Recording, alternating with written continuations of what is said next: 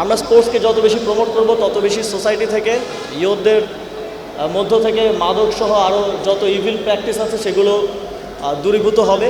আমরা ক্রীড়াক্ষেত্রে আরও বেশি ক্রীড়া সুলভ এবং ক্রীড়াক্ষেত্রকে উন্নতির দিকে নিয়ে যাবে এরকম পলিসি নিয়েও কাজ করছি।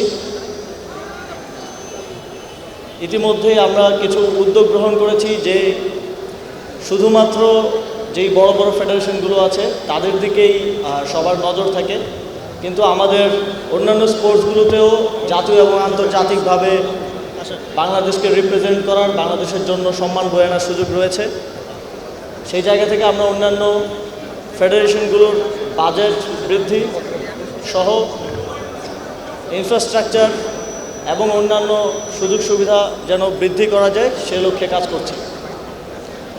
খেলাধুলাকে শুধু একটি বিনোদনের মাধ্যম হিসেবে এখন আর পৃথিবীতে দেখা হয় না, এটা একই সাথে একটা এমপ্লয়মেন্ট জেনারেশনেরও একটা সুযোগ।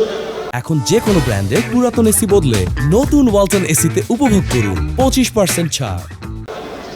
একটা সেক্টর পৃথিবীতে বিশেষ করে চায়নাতে যদি আপনারা দেখেন প্রত্যেকটা স্পোর্টসকে কেন্দ্র করে অনেক অল্টারনেটিভ এমপ্লয়মেন্টের সুযোগ আছে। আমাদের কিংবা থার্ড ওয়ার্ল্ডের কান্ট্রিগুলোতে যেটা হয় সাধারণত কেউ একজন যদি জাতীয় দলে খেলতে না পারে কিংবা ওই পর্যায়ে পৌঁছাতে না পারে তার ক্যারিয়ার নষ্ট হয়ে যায়, কিন্তু স্পোর্টসকে কেন্দ্র করে যে অল্টারনেটিভ ক্যারিয়ারের সুযোগ রয়েছে সেটা আমরা ডিসকভার করতে পারিনি, সেটা আমরা কাজে লাগাতে পারিনি।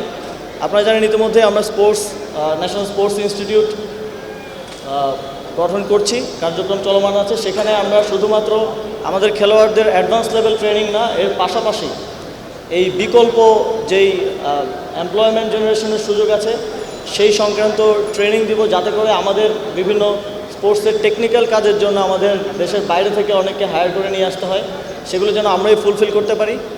এছাড়াও সারা দেশে 8টি বিভাগে 8টি স্পোর্টস হাব করার বিষয়ে কার্যক্রম চলমান আছে।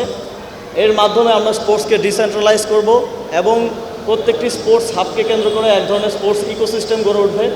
সেখানে আমাদের খেলোয়াড়রা শুধুমাত্র খেলার ইনফ্রাস্ট্রাকচারই পাবে না, এর পাশাপাশি অল্টারনেটিভ এমপ্লয়মেন্ট জেনারেশনের সুযোগ থাকবে এবং শুধু ঢাকা কেন্দ্রিক স্পোর্টসটা থাকবে না, প্রত্যেকটা বিভাগেই একটা স্পোর্টস প্রকৃত অর্থে স্পোর্টস হাব বলতে যা বোঝায় সেটা গড়ে উঠবে।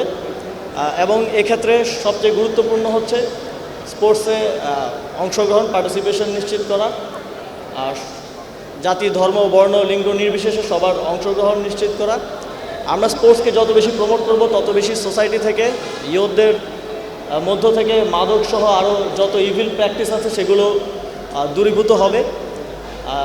সুতরাং ভলিবল ফেডারেশনকে আবারও আজকের এই টুর্নামেন্ট আয়োজন করার জন্য ধন্যবাদ জানিয়ে এবং আমি জানতে পেরেছি আপনাদের নেক্সট এবছরেই সাফ গেমস আছে। আমরা আশা করছি এবার আপনারা বাংলাদেশকে গোল্ড জিতে বাংলাদেশের নাম পৃথিবীর বুকে উজ্জ্বল করবেন এবং সেই লক্ষ্যে আপনাদের যে কোনো ধরনের সহযোগিতা করতে যুব ক্রীড়া মন্ত্রণালয় প্রস্তুত আছে। আপনাদের সকলকে আবারও ধন্যবাদ এবং শুভকামনা জানিয়ে আমার বক্তব্য শেষ করছি।